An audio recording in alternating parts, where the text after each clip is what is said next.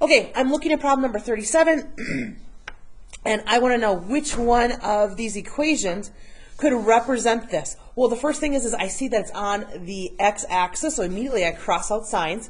But instead of going to the right, it's going in the opposite, in the negative direction. So I'm looking for the value that's directly in front of the cosine, and I'm looking for a negative one. The correct answer is D. All right, so I'm going to be going back and forth if you're rewatching this video. Right away, I see this shape, and I see it's centered on the x-axis. Right away, that tells me it's going to be a cosine. Anything that's not a cosine, I cross out. Also, it's going in the positive direction. I'm looking at the value directly in front. There's only one option. It goes out 2. It goes out. Yes, it goes out. There's a 2 here because if, by the way, we said what is the cosine of 0? The cosine of 0 is 1. 1 times 2 is 2. 2 plus 1, this represents the r, or the length that it goes out, and so that would give 3 out. Anyways, it's going out in the positive direction. There's only one option for that. Let's move on. Okay, so what we're going to do right now, I want everybody to follow along with me. I'm looking here. This is what I need to plug in. So this is my angle, and this is my r, how far it's going out. I'm going to start with 0, and I'm going to go all the way to pi over 2. And I'm thinking about the unit circle. Here is 0. Here's pi over 2. What's another really common angle? I mean, I could use pi over 6. I could use pi over 3. But do you guys agree pi over 4 is right in between those?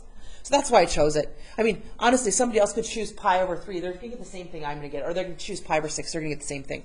So I'm going to come over here, and I'm going to do some simple math. You ready? All I'm trying to do is which one of these does it go to? So let's start with 0. When I plug in 0, I have 1 plus 2 times the cosine of 2 times 0. Well, 2 times 0 is 0.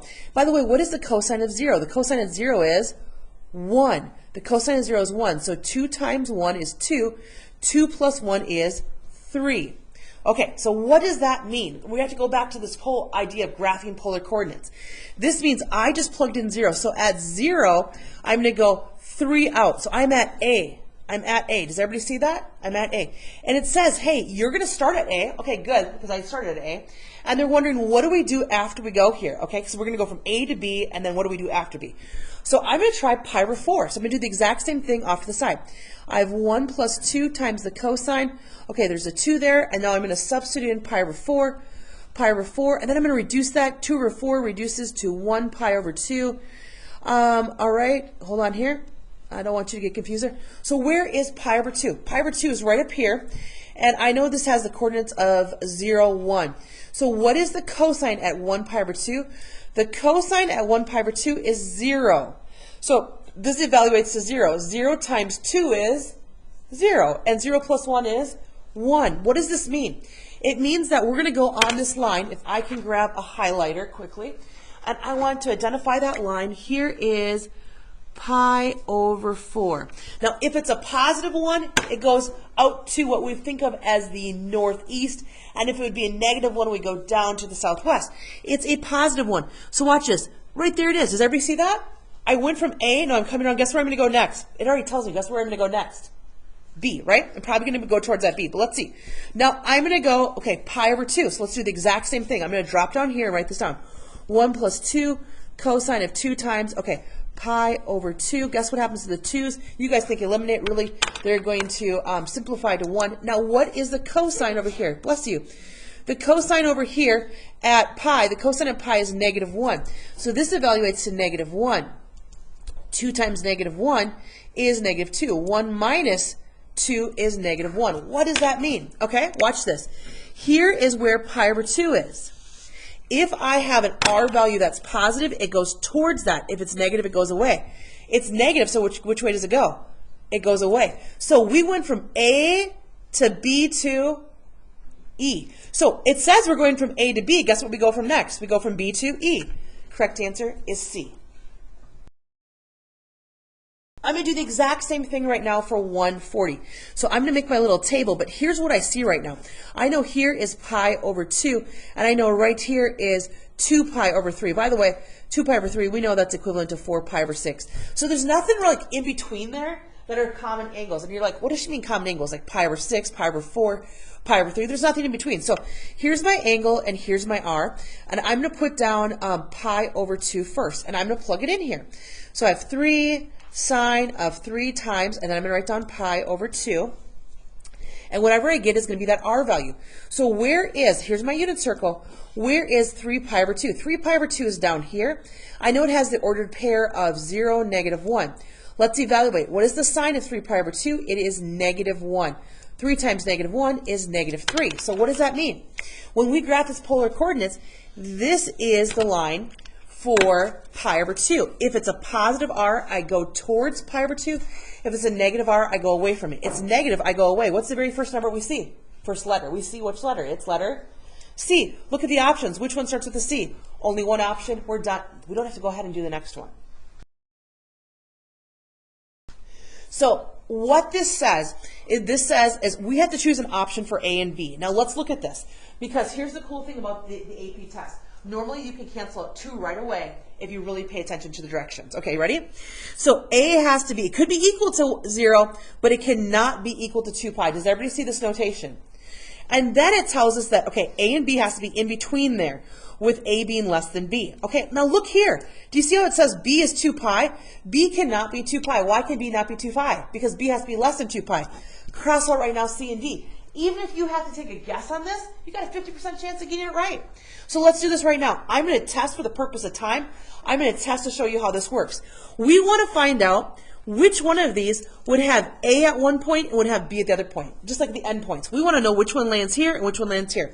So I'm going to show you this right now. I know the answer is B, and for the purpose of time, I'm going to start with showing you how the answer is B. So let's write this down. We know that f of theta is equal to r. So r is that length. So let's write r equals 1.5 cosine. And then it's going to be 3 times, and in this case, I'm going to plug in 5 pi over 6.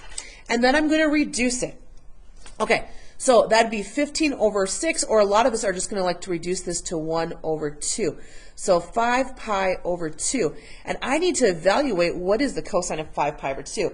And if you're like me, you're like, 5 pi over 2, what the heck? Okay, you ready? So watch, this is 0, this is 1 pi over 2, this is 2 pi over 2, 3 pi over 2, 4 pi over 2. Here's 5 pi over 2. It has a coordinate of 0, 1. What is the cosine there? When I evaluate the cosine of 5 pi over 2, the cosine is 0, and 0 times 1.5 is 0. So I'm going to go out to, I plugged in here, watch this real quick. I plugged in 5 pi over 6, and I purposely did that with a different color. 5 pi over 6 is this line right, it's like right in here. Right in here is this line, 5 pi over 6. And if it's positive, I go towards 5 pi over 6. If it's a negative r, I go away. But it's neither, it's 0, so I'm right here. Does everybody see I'm at the end point? Like, that's good. So I'm going to do the next one. I'm going to do pi.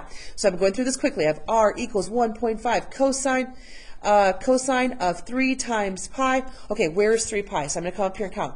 Here's 1 pi. Here's 2 pi. Here's 3 pi. Okay, so the ordered pair is 0, negative 1, 0. And I want to evaluate the cosine. So this is equivalent to negative 1. Negative 1 times 1.5 would be negative 1.5 for the r. What does that even mean? Okay, that means that we are going to go to where 3 pi is. Let's see if I can grab a different highlighter so it makes sense. Here's where 3 pi is. And if I have a positive r, I go towards it. If I have a negative r, I go away. So if I have a negative r, I need to go 1.5. That's right here. We can see there's the endpoints, and we have it. Now, we could have tested these, but we would have seen that these two are not the endpoints. Why can I cancel these out right away? Because our b value does not comply to the constraints. So what I'm looking at is right away I know cosine is going to be with the x-axis. I look at the value in front. The value in front tells me whether I go towards the right or towards the left. If it's positive, I go towards the right. Positive, I go towards the right. Correct answer is C. Let's flip over, and right now let's find number 43. All right, now this is where I told you to write down those notes. Write down those notes. Okay, you ready? How many petals will we have because this is even? Anybody? We'll have 8 petals. Write that down underneath. We're going to have 8 petals. When it's an even inside, we're going to double the petals. So I have 8 petals. Also, know that it's a sine, so it's not going to align with the x-axis. So does everybody see how this does not have 8 and it aligns with the x-axis? Boom. This has 8.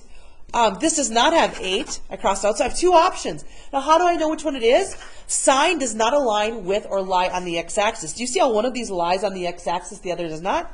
Correct answer is C. Jump to 144. Bless you. How many petals are we going to have? 4 petals. Underneath that, right? 4 petals. We're going to have 4 petals. It's cosine. What does that tell you about that? Okay, let's see. I cross out C and I cross out D because there's not 4 petals. The only one that lies on the x-axis is B. Let's flip over. Now, I'm just going to stop you for a second. I want you to look up here. This has nothing to do with this, but it relates to it in just a little bit. If I gave you this and I said, hey, what are the values that make that equation true? You would not just tell me 2. You'd tell me what? Plus or minus 2. Why? Because the square allows us to have the positives and negatives. Everybody hear that? The square allows us to have the positives and negatives. Everybody see this square? Draw a little arrow here. That tells us that we're going to go in both directions because of the square. So, are you ready? Here we go. I know that I'm going to have 1 petal. I'm going to have 1 petal. And it's a sign. It's a sign. So is it going to align right now with, forget about the square. We're going to come back to that in a second. So I have 1 petal before I think about the square. It is not going to align with the x-axis. So I cross this out right away. I cross this out. Sine is going to, when possible, it's going to align with the y-axis. Sine's going to align to y. Now, why is the answer A? The answer is A because I have to account for the positive and the negative. The positive and the negative. That's the reason why. And we can see it goes out to 6 in both directions. Let's find 146. 146. Okay, so you ready? How many petals are we going to have? 3 petals. What's it going to align with? The x-axis, right? Which one aligns with the x-axis? B. We're done. And you're like, well, how did I get the others? Well, look at this. It took 360 and it divided them into equals. So this is 0. If I take 360 and I divide it by 3, I get 120. So watch. Oop, here's 120. Oop, here's 240. Oop, back to 360. And there we go. Let's flip to the next page. I want you to raise your hand when you believe you know the answer for 147. Okay, turn to somebody in your group. Tell them what you believe the answer is for 147. It's okay to be wrong. It's okay to take a risk. I know that this does not align with the x-axis. Anything on the x-axis, I cross out. I can also see the value in front is negative. So instead of going up, it's going to go down. Here's my correct answer. It's D. Okay, raise your hand when you look at 148 and you feel confident. It's okay not to feel confident. I got about half the class. Okay, here we go. So what is this going to align to, the x or the y? The y. And is it going to be going up or down? Down. So y down, correct answer is B.